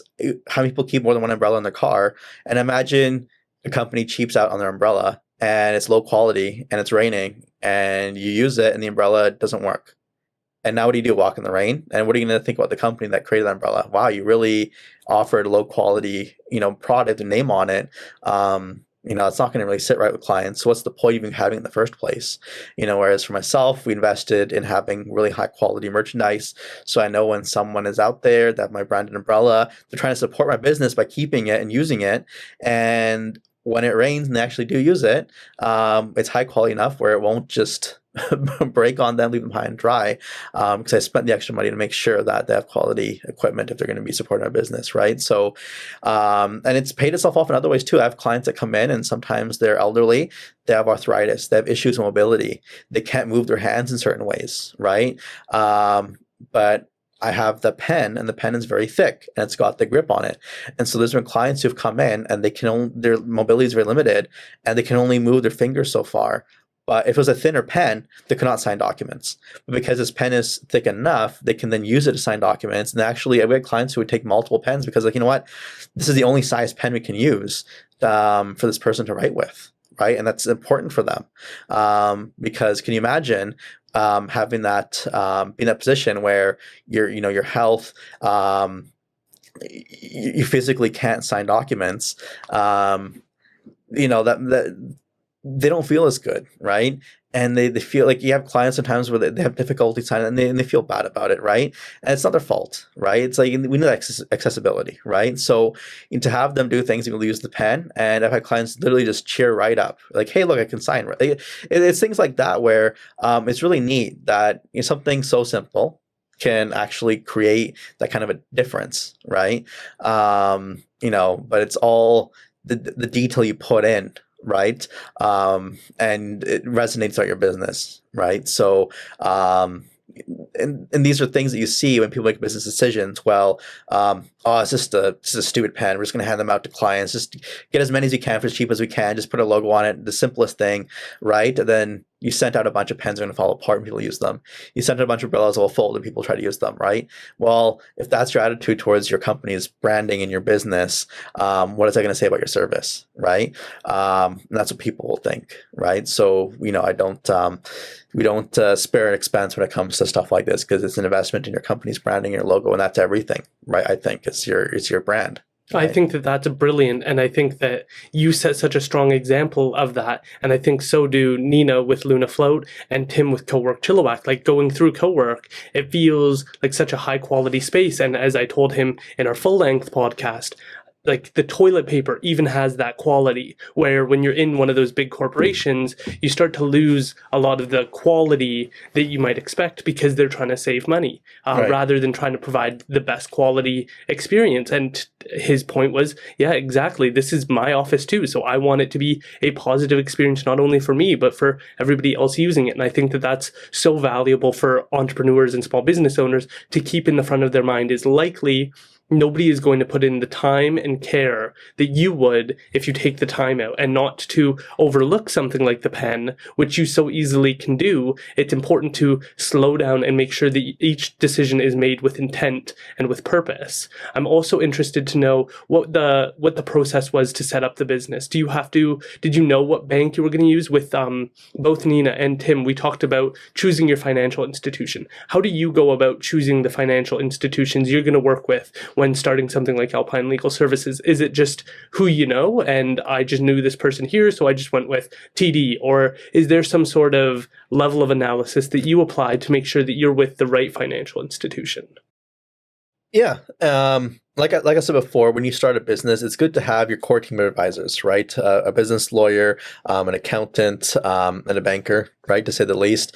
Depending on the nature of business, an insurance advisor, if you have a high risk business, you need to have a core team of professionals, right? And the banker is a really crucial piece, right? Because for myself, we do a lot of real estate. We work with all the banks, right? They have mortgages, they have loans with clients. It's important for us to be able to have connections with all the banks, right? But for our own business banking needs, you'll have different institutions that can offer different things, right? So maybe you'll have some bank that is really trying to pick up business with law firms, and they have like a dedicated advisor who will be there. You call them any time of the day, and they focus just on law firms, right? And they provide certain solutions that law firms really need. Like, for example, a big thing for law firms is having a nice big line of credit, because when business is not so good, because sometimes depending on where you practice, it's a seasonal business, right? Like real estate goes through cycles, right? So if you're relying on real estate volume and then sometimes it slows down, well, it helps to have a line of credit to pay the wages in the meanwhile, and then when things pick up, you can repay that, right? So cash flow is a big thing for law firms, right? So maybe some banks out there really focus on that kind of solution for law firm clients. Maybe you'll have firms that are really focusing on small business. So they have a whole bunch of advisors that focus on deals of less than $1 million, and that they really specialize in the small operations, right? And maybe that's your goal. I'm have an operation where maybe I won't need more than $1 million to make this business work. You're a smaller business, and then you have someone dedicated to that. Whereas some banks may be focusing on like larger companies. They want like $30 to $100 million kinds of deals, right? And they're really focusing on that, right? So, or maybe there's different institutions that focus on different industries, right? Maybe some are really focused on agriculture, right? And if you're operating a farm or something like that, you really want those connections because that's your business, right? Maybe trucking, right? Trucking is a good one as well. Some institutions have a really good team that focuses just on those industries, right? So when it comes to doing your homework, you want to see things, okay, well, is this institution going to support my business, right? Because if they're not willing to, then you're investing in that relationship as well, giving them your business. You want to make sure they're looking out for you, right? So yeah, do your homework. Go out there, meet different bankers, see what they can do for you. Maybe they specialize in industry. Maybe get along with them. Maybe the bank can lend you more money based off of other criteria as opposed to just looking at hard financials. You want to find out which institutions are going to support you the most and be there with you for the long term. Because as your business grows, they've seen you from the ground up. They can then, put in a good word, right? Maybe get you more access to credit, find other flexible needs to help your business, right? It's really helpful to have that, right? So for For myself, I reached out to people I knew in the banking industry because, again, as a real estate firm, we have accounts at every bank. We have to, right?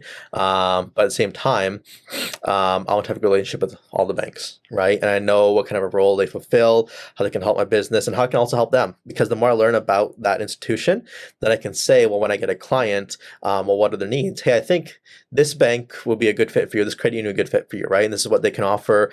Talk to so-and-so from there, right? And if I'll give you a couple of their business cards as well, you can talk around, right? Get a feel for it and find out who's a good fit for you, right?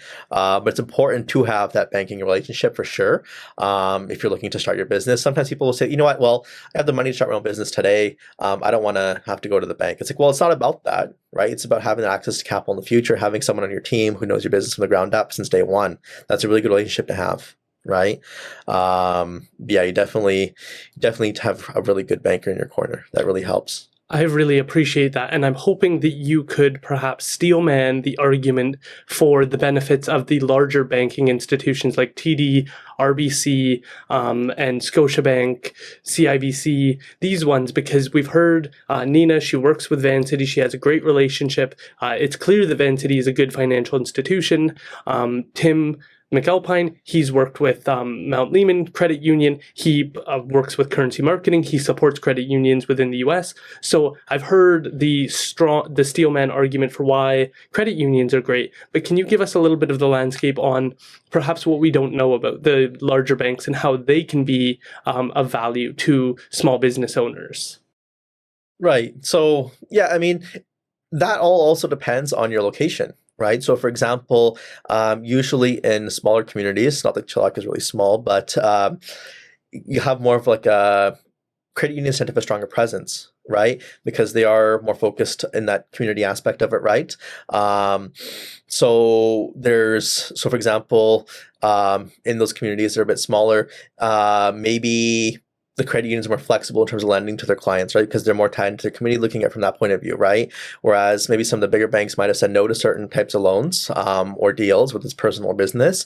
The credit unions would be there to kind of, still offer that service, right? So the people over the years, they build that relationship with the credit unions, and as the city grows and there's more options, they still feel a connection to the credit unions, right? But with the bigger retail banks, so, for example, for myself, when I was a student and I wanted to have a lot of credit, so I can do things like fund my own businesses and things like that, I had a really hard time getting any kind of credit because I just had a credit card and a cell phone. I didn't really have much to really establish much of a credit history, right?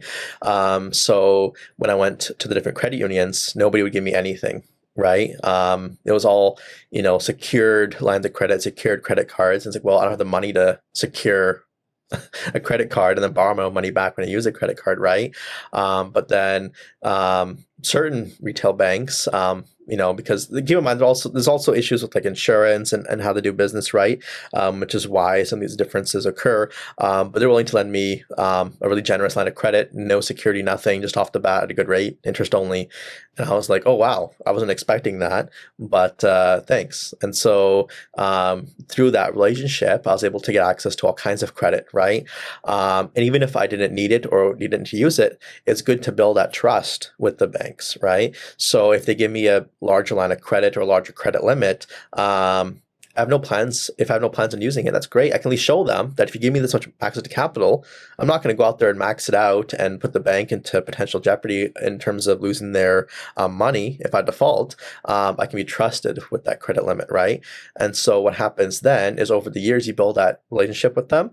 And then when you need money for things, whether it's for your business, whatever it is, you have that relationship, they'll support you, and you have that access to capital, right? Which I find a lot of people don't take advantage of as much as they probably should. Because, for example, I know I've got a good relationship with certain banks. I can walk in and I know I can get an insanely good rate on things like line of credit, auto loan, etc. because I've built it over so many years. And based on their business model, they can take more risks, so they're not as hesitant to grant me a certain amount of money, right? Whereas some other institutions, maybe they're a bit more cautious and reserved over those risks, and so they may not be willing to lend as much, or if they do, it's at a higher rate, right? So it's important in the community that you're in and the business that you operate, to really find the best fit for you in terms of banking, and see, well, which institutions have my back, which institutions are willing to lend me more, right? And sometimes it's a mix of both, right? Because I have, a few institutions I deal with, and I might deal with them for different things, right? But definitely talk to all of them, right? You want to build those connections, right? So, but if you don't even take the step to build that, to ask around, to kind of see what's the right fit for you, then you end up with no fit. You end up with nobody in your corner, right? And when you need the money, then you have no history, right? Because I know there's some people out there, they maybe have wealthy families who finance their operations and things like that. And maybe it gets to the point where, well, now I need, external financial backer, like I need like a bank or a credit union, someone actually in my corner, but they have no credit history. They have no corporate credit history. They have nothing, right? And so how is your bank are going to go and try to get you credit if you have no history at all? Can they even trust you with unsecured debt? Do you have something they can secure? Who are you? You're a stranger to this institution. We don't know you at all, right? Whereas if you've known your banker or your institution for like 10 years, 15 years, they know you. So even if things, even your business having a hard time, things look a little bit dicey, they know your history. They can, pull a few strings and try to get something for you to help you, right? So you definitely want to make sure that you really look at all your options, banks, credit unions, and really find that fit for you, who's looking out for you in your corners, giving you that advice, right? Because I've seen some, like I had a client who was in trucking, and they had two bankers I worked with. One of them was really difficult in terms of lending the money, but they really knew the industry. And so they gave them all kinds of advice in terms of how to improve their company and their business. And on another end, you had someone who was willing to lend the money, but they couldn't really provide them any advice, right? They didn't really know the industry, but they knew, I can give you 50 grand tomorrow if you needed it, right? So who do you want in your corner? Right? Maybe you want both, or maybe you'll, try to go with what you have right now, improve your business, and work with the person who knows your industry inside out, can help you with that kind of stuff, right? Maybe you just want to take the money and figure it out on your own, right? But what's your long term like, right? So it's interesting to see that happen, but you definitely need a good banker in your corner. Right. So whether it's through a major retail bank, maybe it's through a credit union, maybe it's through alternative investment firm or a capital management firm, whatever it is, you find your team, right? And so who can really help you. That is really valuable information. I'm hoping that you can elaborate a little bit more. The information might date over time, Right. but just having a quick understanding of different interest rates. What should people be looking for? What are good interest rates? What are bad interest rates? What's in the middle? Just a little bit of the landscape, because we've heard that the term interest rate said through all of the podcasts that we've done so far. And so I'm hoping you can just give a little bit of a breakdown of what people should be aiming towards or pushing towards in an ideal situation. Yeah, I mean, with rates, so you have things like lines of credit. And the good thing about line of credit is that it's accessible, it's there, right? So if your line of credit, let's say it's a $50,000 line of credit, if I needed it tomorrow, I can just take the money out tomorrow, and I know what the rate's going to be. Usually it's prime plus whatever. And if it's secured, so if it's tied to, real estate or some kind of security, the rate's usually lower because the bank is secured. If it's unsecured, rates are usually a little bit higher. Because it's unsecured. If it's required to be insured, that's going to add a little bit to your cost. But it's still not that bad, right? So you see some lines of credit, 6%, 8%, 10%, depending on your credit history for your business or for yourself. You have secure lines of credit. Sometimes they're super cheap, right? Looking at like 3% or, depending on, again, your history with the institution, the value of your security. But it's money you can just dip into. You don't need to go to a lawyer or the bank. If you already have it, you have it, right? And then sometimes they'll have more flexible payment options. So you can do interest-only payments with some lines of credit. Sometimes they want a minimum principal payment with your interest payment, right? So you kind of see, okay, well, what's a good fit in terms of my operations? and then you go from there. Because maybe some institutions offering you a higher line of credit, but they have a minimum blended payment of a certain amount of principal and interest. So if you're someone who has a very seasonal business, maybe you care more about having lower cash flow commitments. So you'll take on whatever gives you the lowest payment option, and then when business picks up again, you can make those payments more comfortably. You can pay off the principal, right? Or maybe you're someone who cares more about the actual cost of interest, right? So you don't mind making those blended payments. We don't need to have, maybe the lower interest-only payments not something you consider important. You want to make sure you can at least put something towards your principal and have it mandatory as private payments, and then make that commitment. It's up to you, right? But different products, different fits. And then you have the credit card, right? So everybody knows how credit cards, what they do, right? You swipe, you buy something, it goes in your credit card, and they have a gift statement at the end of the month, right? But the thing is that with credit cards, the cost is really high, right? Even if it is a secured card, because you're secured means you have like a letter of credit with the bank or some kind of savings account securing it. Like some companies have that, where for example they might put $20,000 to savings account, and that secures their credit card. So the rates are usually much better, but they can at least have the flexibility of accepting payments or making payments. Maybe like some kind of point benefit out of it, etc. Maybe it's an unsecured credit card, you're using it for your business operations or your personal needs, but the interest cost can really build up, right? If you're not making those payments in full every month or at the end of each month, right? So if you're someone who is, struggling with debt, well, do I have a line of credit option? Because one of the things I've noticed during the pandemic, especially when people lose their jobs, they might have qualified for like a credit line last year, right? But now they lost their jobs, now they can't get any credit at all. So they're stuck going to lenders who might charge a really high interest rate. Maybe they're stuck with lots of credit card debt. Whereas if they got that, cheaper capital last year, had access to it at least, they could have now used that in the emergency situation to tide things over a bit more, right? So what I usually tell people is when times are good, that's when you should be looking to get more credit, right? Because times are good, right? If you have, if times are good, you got a job, maybe got a promotion or raise, you're not really too worried about things like that yet. That's the time to seek that credit limit, to seek that line of credit. And then it's there, right? Because when times are tough, that's when it becomes really hard to get that credit, right? So for myself, personally through my business, I'm always looking for more credit. Even if I don't have plans for it, I don't want to use it, I want to know that if things took a downturn and I needed access to capital, or if I need access to capital to grow my business, the money is there and I know what's going to cost me, and I know it's there. I'm not waiting for a rainy day to look for that, because I know when that day comes, it's going to be more expensive, right? So you want to always know your credit options, and that could be a regular discussion with your banker, right? And I do this all the time. When rates are changing, hey, should I refinance now? What do you think is a good idea? Should I pull more equity out? Should I use it for something like this?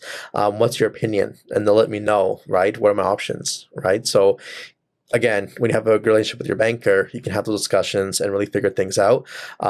Because, as I've told you, my banking relationships have really paid off, right? By working on those relationships for like 14 years, right? Trying to build those connections and build that trust with the bank where I can get really good interest rates and get really favorable terms, but you've built it over time, right? So a credit card, from my understanding, is like 19.98% interest. And you had made the comment earlier that 2% interest on a mortgage is really good. So should people always be trying to move towards 2, 3, 4, 5, 6% interest rates? Is that ideal numbers? Or is there times that it's going to be 10%? What are kind of the interest rate numbers that we're looking at? Yeah, I mean, lines of credit usually involve like the prime rate, right? So as the prime rate changes, your prime plus obviously go up. So if it's like prime plus 3, and let's say the prime rate is like 4.5%, well, then you're paying 7.5% your line of credit, right? If it's prime plus 1 and the prime rate's like 1%, well, then your line of credit's super cheap, right? So it depends on what the prime rate becomes, right? But the plus, right, that's usually impacted by your risk, right? So your credit risk. So if you're someone who is considered to be more of a risk, maybe your rate's like prime plus 3, 4, 5, 6, right? It just keeps going up compared to someone else who maybe will get like straight up prime. If they're like a super VIP client, maybe they'll get some kind of mortgage like prime, like less than prime. They'll get a rate that's like prime -1 or something like that, right? So it really depends on, and the thing is, it changes all the time, right? So banks will have certain promotions. Maybe they'll have certain deals with certain clients. Maybe for certain types of mortgages or loans, they'll change their rates, right? It really depends what you're trying to focus on. But you always want to know your options and try to gravitate towards the lowest interest, your lowest cost of borrowing option, right? So for example, let's say you're someone who doesn't have a house or a property, and you can't get a secured line of credit, like a HELOC. You can't get a mortgage, right? Because some institutions will lend what they call, it's like a blended plan, where you get a mortgage and line of credit together into like a mortgage security on your house or your property, and then you can get the benefits of both a mortgage and line of credit at the same time. So you have all kinds of access to capital. But if you don't have property, well, then what do? Then you're usually looking at lines of credit, right? Well, what are the factors that go into that, right? And as the economy changes, things change, rates change. There's a discussion with your banker, right? Can I get more credit? Right? Because let's say your line of credit's like $5,000, and you find that you need about, ideally $10,000 would be a good limit, right? But because you don't have the line of credit limit, you're now stuck using your credit card for the balance, and you're paying 20-something% interest on your credit card, right? But if you stay in touch with your banker and they give you a shout and say, you know what, for your situation, we can do 20 grand based on what's going on right now. We can get you 20 grand. Do you want to put that in place for your business or not? Well, now you just saved yourself a ton of money, right? Because now you can use that cheaper cost of, that cheaper cost of borrowing. You have that option. You're not relying on a credit card as much. Now you have that, right? But what surprised me was so many people don't even ask for a line of credit. They don't even know what a line of credit is.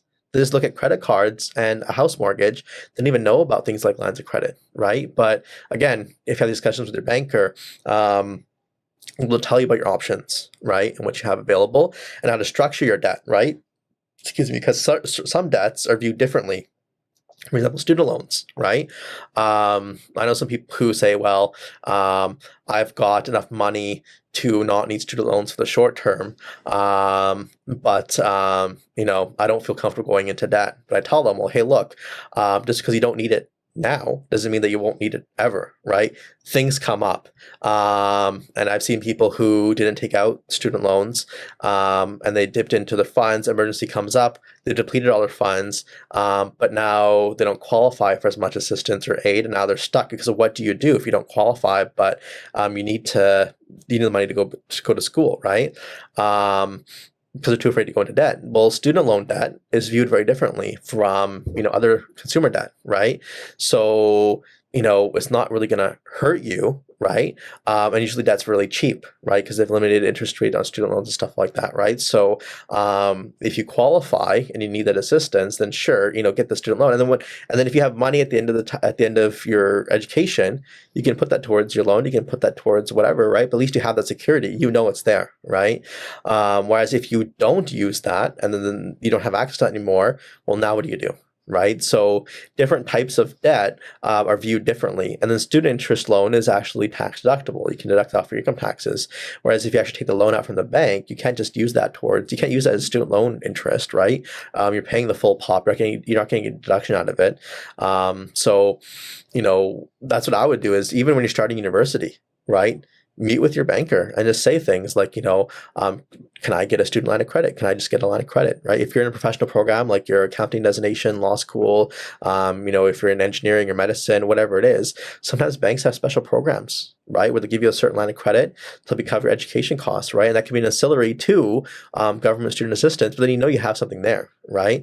But if you don't exercise that at all, then you end up often having more expensive debt available to you, right? Which is just going to hurt you in the long run, right? So always ask, right? Because if you don't ask, you don't receive, right? So, but for me, I always try to always ask for things like lines of credit, increased credit card limits, and that just opens up the door to having cheaper access to credit over the years, right?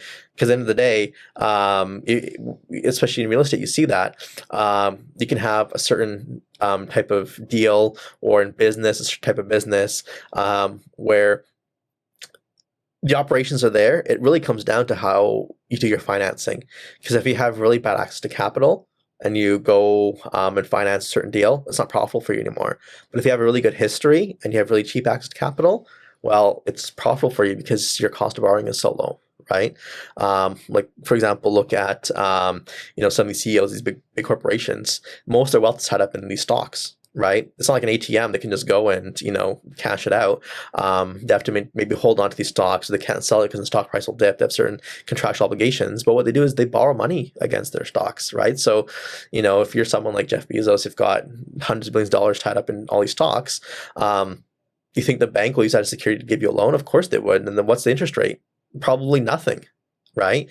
But that's a really extreme example. But even at a smaller scale, you want to do things to make yourself more attractive to lenders. So when you do need the money, it's there, it's cheap, right? It's accessible, right? So that's so valuable for people to understand, because I think you're right. I think so many people who are entrepreneurs or small business owners, they have a product or they have a service that they think they can provide, and it's going to be the best service. And they don't think about how financing and how being strategic with their money is going to help their idea succeed long term, and how that investment in getting to know your banks could pay dividends long term that they didn't consider when they were starting out. I'm hoping that you can, and this is how we'll wrap it up, walk us through the process of starting a business from your perspective. When should the business plan come about? When should they come to Alpine Legal Services to incorporate? How much is incorporation typically if they're incorporating in the Fraser Valley? When should they be connecting with Community Futures, South Fraser, North Fraser, or Stolo Community Futures? When should they be opening their doors? How should they approach just the process of starting a business? Yeah, so the first step is really figuring out what it is that you want to do. Do you have a service-based business? Are you going to be manufacturing something, producing something? What do you want to provide? And how do you want to provide it? So you have to have a basic understanding of at least what you're going to be doing out there when you set up your business, right? And you want to gauge, well, what's the demand for this business, right? How am I going to actually make money from this, right? And so having that discussion and just kind of figuring it out, thinking about it, putting the details onto paper, because maybe you have a really great product or a really great skill. What if there's no demand for it, right? Then how are you going to differentiate yourself? What's the differentiation strategy there, right? And so these are the discussions that you can have with your peers, your colleagues, or just figure it out on your own. But organizations like Community Futures are great, right, in helping entrepreneurs. They do a lot of really great work. So you want to make sure you at least figure those details out, have a business plan. That's crucial, because that's where you start to lay out, well, what are you going to do? How are you going to do it? What's your mission? What's your vision? What guides you? What's your end goal there? What do your numbers look like, your projections? You want to have a plan. So that way, when you actually do go into business, you've already thought about a lot of these details and you can start putting it into action. Because the last thing you want is to go in with no plan and then issues come up and now you have no way of dealing with it, right? And that's when it becomes very difficult to deal with what you have going on. Whereas if you plan in advance, you at least have some kind of a backup, fallback, plan B. You have some way of dealing with it already in place. You thought about it, right? Because your business plan, it's not crystal ball. It's we don't look at it thinking, oh, your business is going to go like this 100%. We just look at it and see, look, how much information, how much research have you done? How much information is there? And it's like a rough tool. It's like a guideline, right? And if you have a really detailed plan and you've really done your homework, bankers look at that and they want to see not just, well, dollars and cents, what are you looking at here? They want to see, well, how committed are you to your business? What have you thought of? What are all the risks? Because banks are all about risk, right? What are the risks for your business? What have you done to manage those risks, to mitigate those risks? There's always going to be risk, right? But what have you done to show that you understand those risks, you've planned for those risks, right? And if you can go in and show, like, listen, this is who I am, this is what I want to do, this is what I want to provide, there's a demand for it, and in providing that, these are the costs and these are the risks for my business, and this is how this is how I plan to mitigate and manage those risks. Well, now you look way more attractive to the institutions, right? They'll lend you the money, they'll help you out, and then when you do start business, it's more you're more prepared, you're more ready. So then when push comes to shove, you can actually fall back on plan B right away and then continue on with your business instead of just struggling and then trying to think about what's going on, and then your business is operating, you have all these moving parts, it becomes overwhelming. No, you've got a plan. You can stick to the plan. So a business plan is very crucial. It's very critical. Like when I started out, I knew, okay, well, what kind of service am I going to provide? What price point am I going to provide those services at? What are my costs? What's my monthly fixed committed overhead? And how will I cover that? Will I have enough business to cover that? Will I have to dip into savings? Like, what's my plan for that, right? And then once I know, okay, well, these are my committed monthly cost projections. I'll need to generate this much money to break even. I'll need this much money to at least hit the point where business is starting to do okay. And then this is the point where I should be starting to hire people and do this and do that, and I can afford to expand and things like that, right? So you want to make sure that's taken care of in the beginning, right? So at that point in time, you can then, more confidently start your business, right? But that being said, so there's some people out there where they just act, they just go along with it, right? And it works out for them, right? But the issue with that is that when things don't go so well, or when you need money from the banks, institutions, you have no plan in place, you become more of a risk, right? And so the biggest thing I think is risk mitigation, right? You're never going to be able to completely eliminate risk, but you want to be able to at least identify it and mitigate it, right? That's what accountants do. That's what lawyers do, right?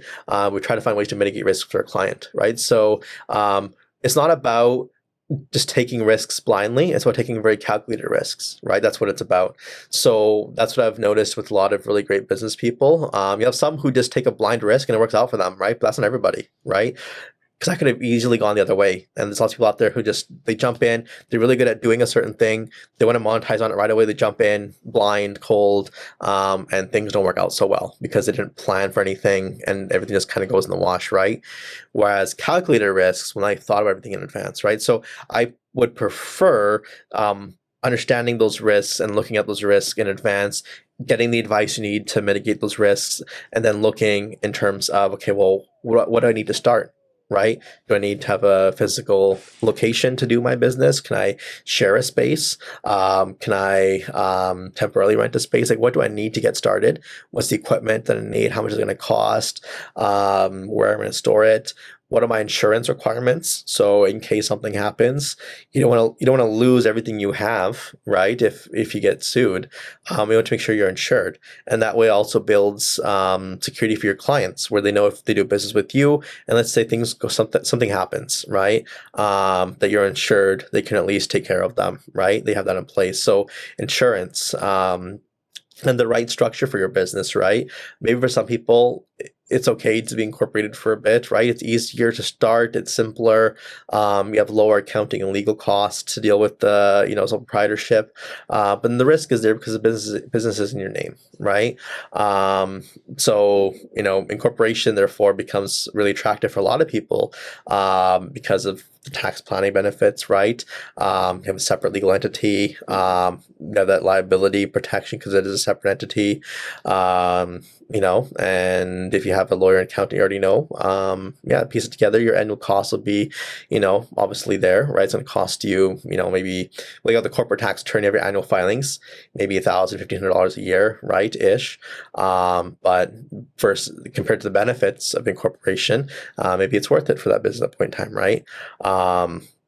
Let's say you want to start, you have a plan. So you start getting the feelers for your team. Once you've got a bit of a plan, you can talk to your banker, get a lawyer, accountant on board, and then start putting the wheels into motion, right?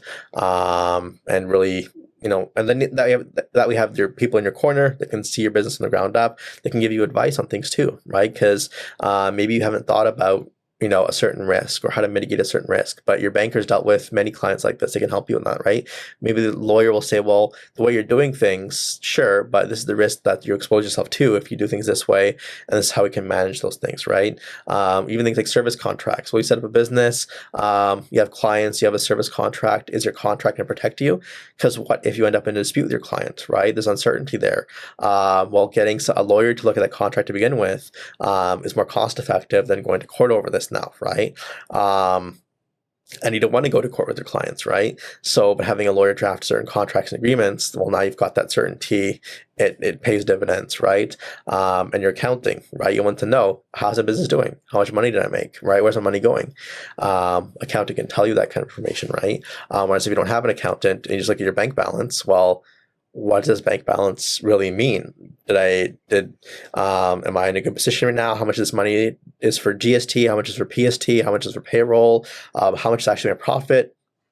You don't know, right? So you don't really know how well your business is doing. So, you want to make sure that you reach out to the right people, get them on board, focus on mitigating your risk, and then, following their advice, following your gut, doing what you're good at, and just building your business. That is amazing. What can somebody expect if they're about to start their business and they're about to incorporate? What is the process when they come into Alpine Legal Services? How much do they have to pay approximately? And what are some of the benefits? Because we had privately talked about minute books and I didn't even know that that was a thing. So could you tell us just a little bit about that? Yeah, so usually before someone meets with a lawyer to incorporate their business, they've already been in touch with an accountant, right? Because you're going to have to do things like file GST, PST, maybe WCB, income tax. So, they work with their accountant, and then the accountant might say, like, hey, look, you have intellectual property in your business. Maybe you want to keep it separate, right? Maybe you want to have a holding company and then a separate company for yourself to kind of protect your assets, maybe for tax planning, and maybe it's a good time to talk to a lawyer, right? So that's the scenario we see, because you'll have someone who's a business owner. They just started up, things are going well, they have an accountant, but they don't really know too much of the legal side of things. And now, they're encouraged to get that legal advice. Ideally, you have it from the beginning, right? But sometimes people set up their business, they just jump into it, and they kind of build as they go along. And then they talk to the lawyer, and then we would discuss, is incorporation right for you, right? What's involved in a corporation? So every corporation has to have a set of corporate records. It's called the minute books, and you have to have certain records as part of those minute books to be compliant with the Business Corporations Act. And when you go and set up a corporate bank account, where you get corporate financing, they're going to want to see your minute books. They want to make sure it's maintained by a lawyer, that it's accurate, up to date, because the minute books will tell you, it keeps a record of who owns the shares in the company, who are the directors of the company, making sure that all the necessary filings and resolutions have been kept, the records have been kept, so that it can stand to scrutiny from the government, the CRA, whoever, right? That it's a legal company, it's in good standing, and the lawyer can provide that assurance. Some people maintain their own minute books, which I never recommend, because we don't really charge. It's like $275 a year for us to do it for you. It's not a huge cost to have a lawyer maintain your minute books. They know it's actually been taken care of. So I had some clients try to do it themselves, and it's not the most exciting thing, and they're going to forget about it. They're going to fall behind in their filings. And then if you fall behind and you miss a couple filings, your company can get struck, which means it pretty much gets dissolved automatically. And then you don't really have a company, but at the same time you are doing business. So now you're stuck in a big mess, and it's going to cost quite a bit more to then reinstate your company. Whereas if you have a lawyer maintaining your books to begin with, you don't really think about it and worry about it, right? I have some clients who, they didn't maintain their books at all, and it's going to cost them a lot more to pay me to then have to go back in time and put everything in place, get them to sign things, and fix everything, right? It's going to cost more to fix it than to do it right in the first place, right? So, it's not a big cost. Just go talk to a lawyer, get the incorporation done if that's in the best interest of the company and the clients. We charge $1,000 for incorporation, right? We have a standard incorporation. If it's more complex than that, it obviously is going to cost more. That's the base price. That's all inclusive, taxes, disbursements, everything. It's $1,000 out the door. You get a company set up, right? And then from there, you want to have a shareholders agreement in place. If you have more than one person involved in the company owning the shares, you want to make sure the relationship between you two are governed, and the shareholders agreement is a good way of doing that. And that's extra, right? That depends on what you agree to, right? If it's a basic agreement, sure. If you have more complex agreement, then that's going to obviously cost more, but it provides that kind of certainty in terms of your relationship with the other shareholders of the company. Yeah, right. The accountant usually starts that discussion. Ideally, it's a discussion a client has a lawyer from the beginning, but yeah, you want to make sure your company's set up properly. You have a lawyer maintaining your records, and that way you can just go to the bank and they'll say, "Where's your corporate records?" Well, the lawyer can just send it to the bank right away. You're done. You've got your corporate account. You have access to, corporate lending. Whereas if you don't have those records in place, you don't have your company set up properly, then you're not going to get your financing, right? It's going to become more difficult, right? But yeah, we have the discussion with clients, and we also talk about things like insurance, why you want to have insurance, how it protects you, because certain businesses, let's say it's a home-based business, you have a corporation, well, the home is still in your name. So what if someone, slips and falls in your property, you have a home-based business, you can't just rely on the corporate shield. Are you insured properly? Is your home insured properly? Is your business insured properly? Have you thought about this at all? Because that's the last thing you want is, maybe someone runs like an Airbnb off of their property. Well, now it's used for commercial purpose, right? Maybe it's not even allowed if your city bans short-term rentals, but you're doing it anyways. What if someone gets hurt? Are you insured? Who's going to cover the cost? Are you going to pay personally? So things like that, you want to make sure the insurance part of it's covered. So you should tell clients, you want to talk to an insurance broker who can help you with this, right? Because you want to make sure you're insured, so you can run your business with more certainty, right? Or maybe they don't have an accountant yet. They're just trying to start a company, and the first thing to do is talk to a lawyer, right? So reach out to me first, and I'll tell them, well, you have to make sure you talk to an accountant, because when we set you up with your company, you'll get your CRA business number. And then your accountant can advise you in terms of setting up your GST and PST accounts, right? WCB accounts. How often do you have to make remittances? How does that work, right? Because you don't want to fall behind on those remittances either, because you have penalties. And then you're in trouble with the CRA, and they're going to ask you questions about that. And you don't have the time to deal with your GST and PST. You don't even know what to do. But if you have an accountant from the beginning, they can manage that for you, right? So, these are discussions I have with clients when they set up their company, and then I advise them, because they probably don't even know, right, those steps, but I'm on their team. I advise them. And leave my office having a sense of certainty. Okay, well, now I know I can get my company set up. I'll be incorporated. My accountant will set up the GST, PST, and then as of this date, this is what I should be doing. And they feel more confident in moving forward, right? And then even small things like, for example, how you market yourself out there. Let's say, for example, I have, a business, let's say Shanal's Landscaping, right? And as I say, there's some liability here. I want to incorporate and have a separate entity for my company, and kind of keep it separate from my own personal being, right? So I incorporate a business, but so now it's Shanal's Landscaping Incorporated, right? But let's say that my business cards, my invoices all just say Shanal's Landscaping. As I've already invested money in these items. I don't want to spend more money getting stuff that says corporation on it, right? Well, now what you've done is no one knows that they're doing business with a corporation. They're doing business with you, right? And as far as they have no idea about your corporate entity, right? So what happens then legally is if you do get sued, they can still sue you personally. So you can rely on that corporate structure, because now you haven't put yourself out there as a corporation, right? You should get everything redone to show that, hey, look, you're, Shanal's Landscaping Incorporated. The people know, I'm doing business with the corporation, right? But it's those little things people don't think about, but legally it's actually very important, right? And then for certain professionals, it doesn't really matter, because there's no corporate bail. You're still liable for certain things. So, it's...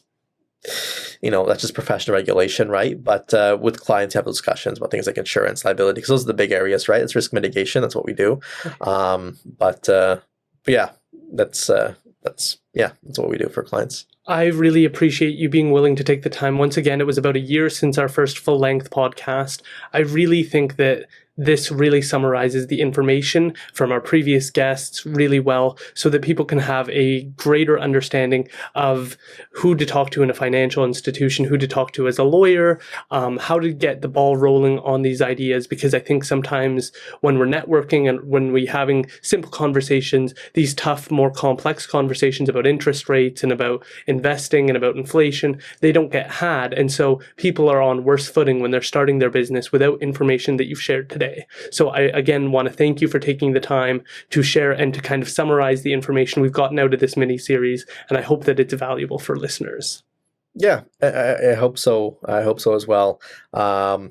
Because I think that what discourages a lot of people from entrepreneurship and making these decisions when it comes to finances is it's so overwhelming. There's a lot to know, and some people get bogged down. Like, oh, it's too much. It's too scary. Let's talk about money and risk, and they get too bogged down. It's sure, it may be a lot to learn, but there's resources. There's people who can help you, right? And one of the things you find in business is that, you know what, there's a lot of support out there, right? There's people willing to help you and support you, and it's one of those things you can bond with other business owners over, right? So, yeah, as you'll notice that you have certain entrepreneurs, business owners, they know others, right, who are also business owners, and they talk about things, talk about their businesses, right? They support each other. So you might feel, maybe it's too late. I'm already in debt, and it's really difficult. I find it really hard to get out of this. I want to start a business, but there's too many steps. It's too confusing. I know how to do my work, but I don't know anything about accounting or the law or finances, and it's just too scary. No, that's we can understand. Like, everybody goes through that, right? It's daunting. It's scary. It's intimidating at first, but just start, right? Just take the first step, and it's not as bad as you think it is. There's answers out there. You're not the first person to go into business. The answers are out there. Just find the right people, the right team, and just start, and then eventually you get there, right? Just don't let it bog you down. Don't let it discourage you, from doing what you're going to do in your life, right? But unfortunately, a lot of people do feel discouraged, but no, you don't need to feel discouraged at all. Just start, take your first step, and then you'll be surprised how far you'll go. Right. But, don't feel intimidated or scared by what you don't know. You got to start somewhere. But just take that first step and just get going. Right. And then your team will be there to support you, and you'll be surprised what you can accomplish. Right. It's not as bad as you think. Right. There's always a way. That is the perfect way to end this. Thank you again for coming on. Yeah, no problem. Thanks, Aaron, for having me.